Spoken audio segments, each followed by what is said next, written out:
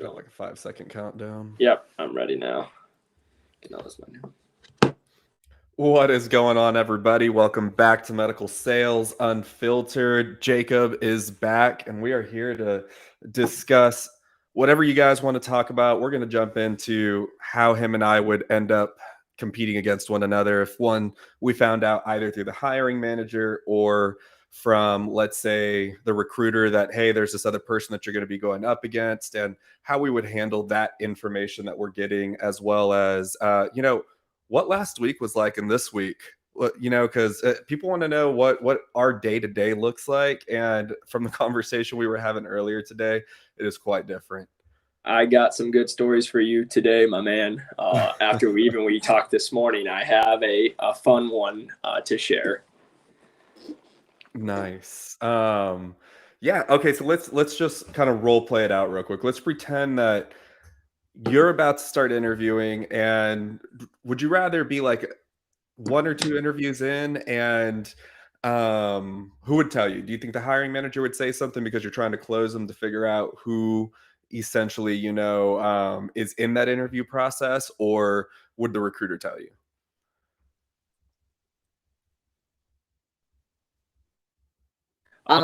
So if we're like in the second, let's just say second process, right? I'm talking to the regional manager, and going from there, and then you're just saying like if I closed the regional manager at the end of the second interview, then what would go on from there? Yeah, like, do you think he'd be the one that would be telling us, or the recruiter? Oh, well, so 100%, you need to ask for everything with the regional manager. Again, I like we've talked about, I didn't really use much of a recruiter because they never wanted me because I didn't have the sales experience that they were looking for. So again, from my personal experience, at least, it was always the regional manager. Like if I was going through it, I always closed them. Hey, do you have any hesitations why I want to move on to the next round? Right. Because we already know there's several other rounds, and then they would either say yes or no. And we'd kind of go from there. And then for me, I would always make sure to get a date. Even I would ask for it, hey, when can I expect the next interview to be, making sure that I'm knowing exactly what we're looking for, because I know too many people who they kind of go through the recruiter. But like I said, for me, in my personal experience, I never had that. So it was always like, when can I expect for the second interview or for the third interview?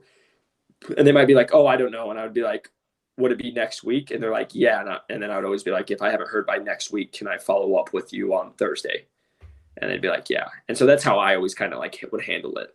Okay, perfect. Now, how would you handle it if they said, there's another person who've got a decent amount of experience. You wouldn't really know I'm a family person, but either way, we're going to kind of throw that out there because I am a family person. You got that younger single life. So how would you handle that when the hiring manager is telling you, well, we got a couple other candidates, a couple of them have a decent amount of experience?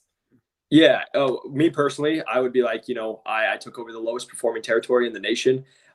Even though I am new, I have proven that I can have success. And especially with me being young, I'm single, I don't have anything holding me back. I can put all my efforts into this territory. I'm not going to have to worry about anything pulling me away from work. And I can be anywhere at any time that someone needs me. That's a good one, because for the most part, whenever you're, competing against somebody like me, the biggest thing would be to kind of be like, I got nobody to go home to, Yep. I can be out in the field 24/7. What is it that you need from me? Right. Yep. That was always my talking point, right? Like, I don't have to worry about little Johnny's soccer practice or making sure I'm home to my wife in time, which again is 100%. It needs to happen if you are married. But again, Mike, when we're just trying to get this job, it's like just raising those concerns that, hey, we could be too equal, or he could be maybe the other here is a little more experienced and might have that. But if they're going to have family that takes them away, or they have kids, as we all know, you can't predict with kids or marriage. And so for me, that's where it was kind of my bread and butter. I would go up against a lot of people that were with experience, but they had a family, and that was always my favorite, because I would just sell against, hey, like even for me currently, my position is Arizona, New Mexico. And I was like, I've done it too. So I lived the talk that I said it, but I was like, I can find out about a case on Monday at 4:00, and I can be on a plane that night at 9:00 flying to New Mexico. And I've done that. So just always doing that with somebody who's, you know, married and has 2 or 3 kids, that could be a tougher conversation to have. Hold on one second. I got a message from one of the people that's trying to get in. All right. Why would it say gotta wait on the host? Interesting.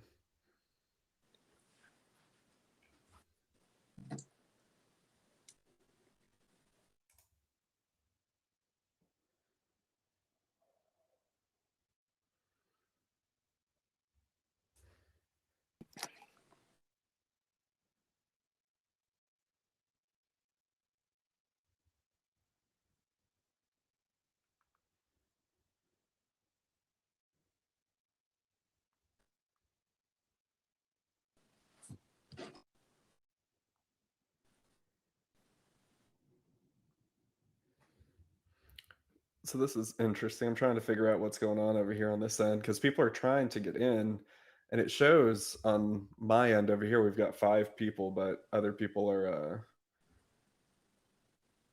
still struggling, I guess, to get in.